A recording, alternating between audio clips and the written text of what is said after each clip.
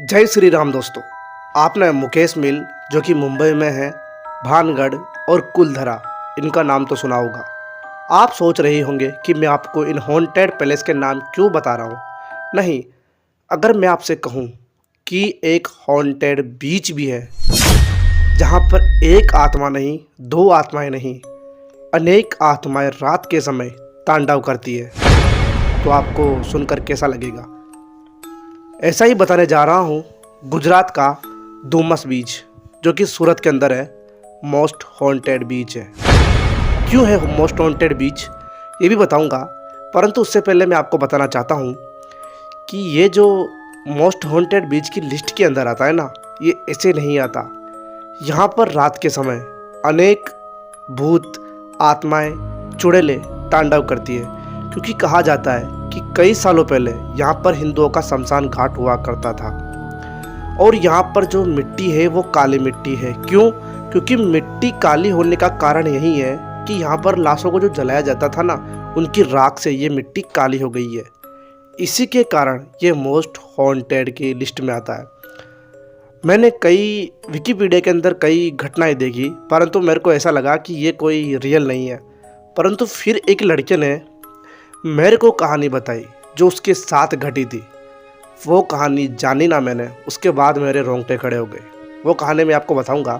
उससे पहले अगर आप चैनल पर नए आए हो तो चैनल को सब्सक्राइब कर देना, वीडियो को लाइक कर देना। कहानी शुरू होती है अब। तो एक लड़का था जिसका नाम मुकेश था। मुकेश अपने दिल्ली शहर से गुजरात के अंदर जाना चाहता था, क्योंकि वहाँ पर उसके मामा जी रहा करते थे और मामा जी से उसको मिलना था। वहीं उसका दोस्त कार्तिक, जो कि गुजरात के अंदर ही रहता था, वो उसका काफ़ी क्लोज दोस्त था। उसको कॉल करता है मुकेश और कहता है कि भाई मैं कुछ दिनों के लिए गुजरात आ रहा हूँ, फिर तेरे से मिलता हूँ और तेरे से मिलकर मामा जी के पास जाऊँगा और फिर वापस अपने दिल्ली आ जाऊँगा। ये उसका प्लान था। तो मुकेश अपने दिल्ली से निकलता है और वो पहुँच जाता है गुजरात। जब उसने अपने दोस्त कार्तिक को कॉल करा तो कार्तिक ने फ़ोन उठाया और कहा कि हाँ भाई, कहाँ पर पहुँचा। उसने कहा कि मैं आता हूँ थोड़े दिनों के लिए, आज रात तेरे घर पे रुकेंगे, फिर मैं मामा जी के पास चला जाऊँगा। वो कहता है मुकेश फिर से कि अगर टाइम रहा अपने पास तो अपन डूमस जो बीच है ना गुजरात का फेमस, आपको बताता हूँ। ये अरब सागर के ऊपर बना हुआ बीच है। यहाँ से अरब सागर निकलता है और ये सूरत के अंदर है, ठीक है। तो अगर टाइम मिला तो हम डूमस बीच की तरफ चलेंगे और वहाँ पर एंजॉय करेंगे।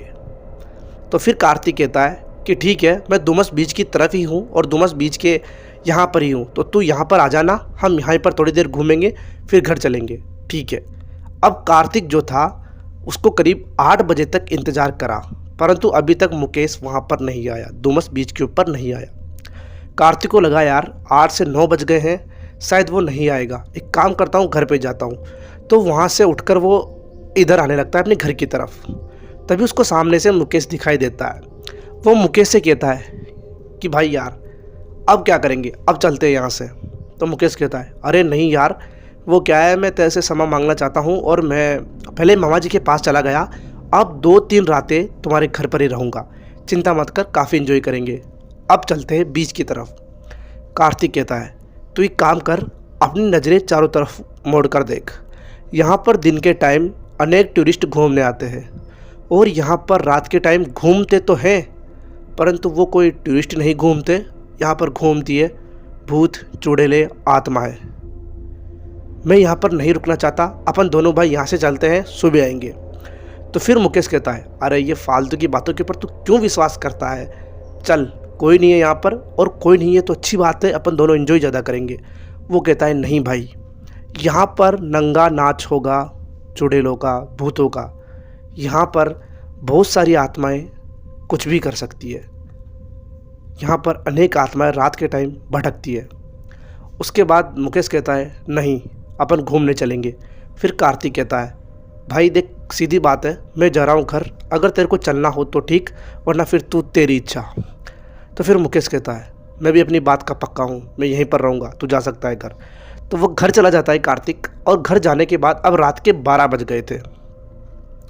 अभी तक कार्तिक ने खाना नहीं खाया था। कार्तिक खाना वाना खाता है, खाना खाकर करीब 12 से ऊपर हो गए थे, 12-10 के टाइम हो गया था। उसको लगा यार मेरे को उसको लेकर आना चाहिए, शायद मैंने गलत करा। अब कार्तिक के घर के अंदर एक उसने चूहा पाल रखा था जिसको खाना खिलाया उसने, और फिर वो अपने घर से बाहर निकलने की सोचता है। वो अपने घर बाहर जैसे ही जाता है, उसने घर का दरवाज़ा खोला तो सामने मुकेश खड़ा था।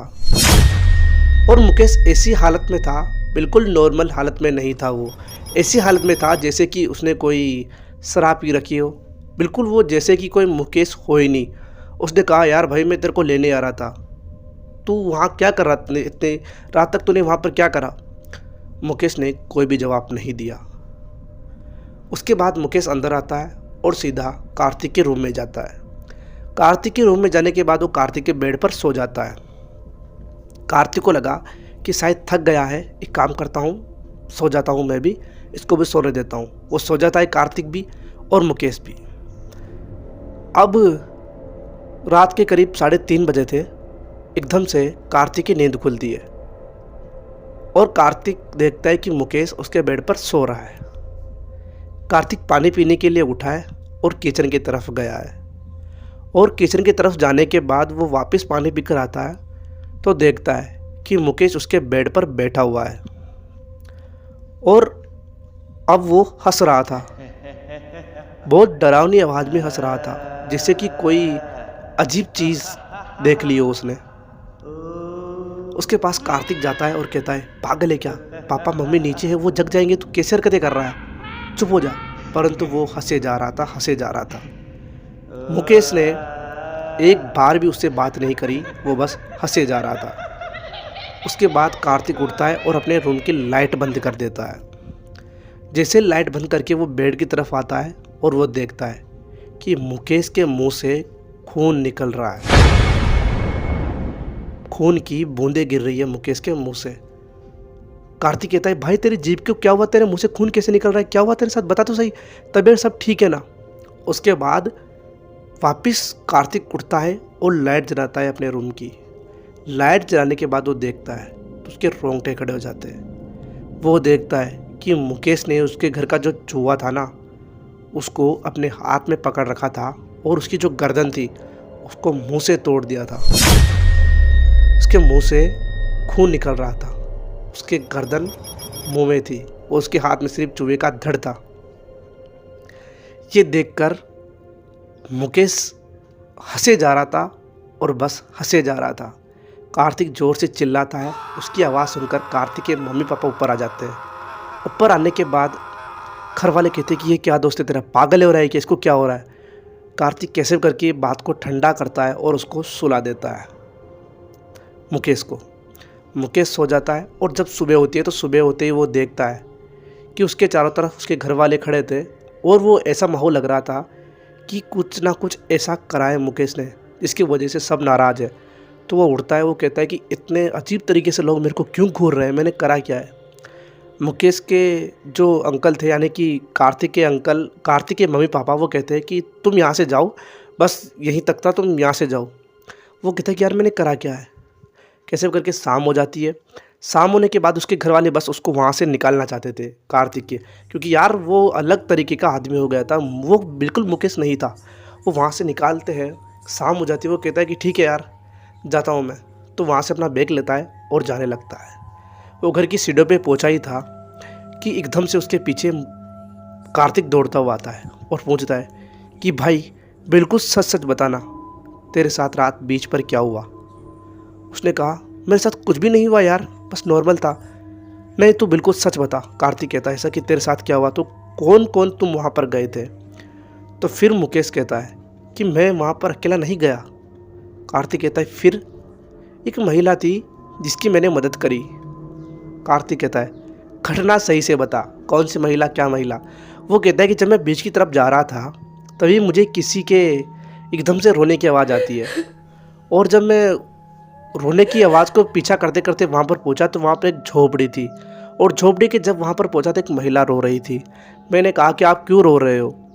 तो उसने कहा कि मेरी उधर एक बेटी गिरी हुई है, उसको लेकर आना है और वो मुसीबत के अंदर है। फिर मुकेश कहता है कि ठीक है मैं आपकी मदद करता हूँ। बीच में ही बात काट दी उसने, और फिर वो कहता है तुम मेरे साथ चल, कहाँ पर वो झोपड़ी है तू चल वहाँ पर। तो वहाँ पर उसको लेकर जाता है। वहाँ पर दोनों पहुँच जाते हैं। पहुँचने के बाद वहाँ पर उनको झोपड़ी मिल जाती है, परंतु वहाँ पर वो महिला नहीं थी जो रात मुकेश को मिली थी। करीब रात के 10:30 बज रहे थे जिस टाइम वहाँ पर पहुँचे थे वो, उसी बीच की उस झोपड़ी के पास। वो कहता है मुकेश से कि कहाँ है वो महिला। तो मुकेश कहता है वो महिला तो चिंता मत करो, 12 बजे के बाद आती है, 12 बजते ही वो आ जाती है, तो हम इंतज़ार करते हैं। तो वो 12 बजने का इंतज़ार करते हैं और 12 बज जाती है, परंतु अभी तक महिला नहीं आती। उसके बाद कार्तिक कहता है कि महिला तो नहीं आएगी, अब घर चलते हैं। 1 मिनट रुक, मैं टॉयलेट करके आता हूँ इस झोपड़ी के पीछे, उसके बाद अपन घर चलते हैं। मुकेश कहता है ठीक है भाई तू जा। तो वो झोपड़ी के पीछे जाता है कार्तिक, और पीछे जाकर देखता है, मतलब वो पीछे अगर टॉयलेट करने जाता है तो पीछे देखता है कि एक आदमी शायद लेटा हुआ है, और वो लेटा हुआ नहीं है, शायद वो बेहोश हो रहा है। उसका जो मुंह था वो ज़मीन के नीचे दसा हुआ था, ऐसे मतलब मुंह ज़मीन की तरफ हो रहा था। वो उसके पास जाता है और उसके पास जाकर देखता है कार्तिक। तो उसको जैसे उसने पलटा तो वो क्या देखता है कि उसका दोस्त मुकेश है वो। अब कार्तिक के होश उड़ जाते हैं कि अगर ये मुकेश है तो मैं जिसके साथ कल रात से हूँ और अभी जिसके साथ आया हूँ वो कौन है। हो ना हो ये जो गिरा हुआ है यही मेरा दोस्त मुकेश है। वो उसको उठाता है और होश में लाता है। होश में लाने के बाद वो पूछता है कि तेरे साथ क्या हुआ। उसने कहा कि मेरे को रात एक महिला मिली थी यहाँ पर, उसने मेरे को यहाँ पर बंदी बनाकर, पता नहीं उसने मेरे को जैसे शरीर में कोई लकवा मार गया हो, उसने पता नहीं क्या करा, मेरे को हिलना डुलना में नहीं आया और मैं पानी के चलते यहाँ पर बेहोश हो गया, और तब से मेरे को अब जाकर होश आया है। कार्तिक समझ गया कि हो ना हो वो जो मेरे साथ पीछे मेरा इंतज़ार कर रहा है ना, वो महिला ही है। दोनों वहाँ से उड़ते हैं और भागते हैं। भागने के बाद थोड़ी दूर जाने पर वो झोपड़ी की तरफ देखते हैं तो वहाँ पर उनको वो महिला दिखाई देती है। दोस्तों ये कहानी बिल्कुल सत्य है। वो जो बीच है ना, डुमस बीच, वहाँ पर पहले हिंदुओं का कब्रिस्तान था, हिंदुओं का शमशान घाट था। तो वहाँ पर कई लाशें जलाई जाती थी। उन लाशों की राख से वहाँ की मिट्टी काली हो गई है और अनेक आत्माएं वहाँ पर रात के समय तांडव करती है। कहानी कैसी लगी? कहानी अच्छी लगी हो तो वीडियो को लाइक कर देना, चैनल को सब्सक्राइब कर देना, एक प्यारा सा कमेंट करना तो बनता है यार। मिलता हूँ आपसे अगली कहानी में, तब तक के लिए बाय बाय।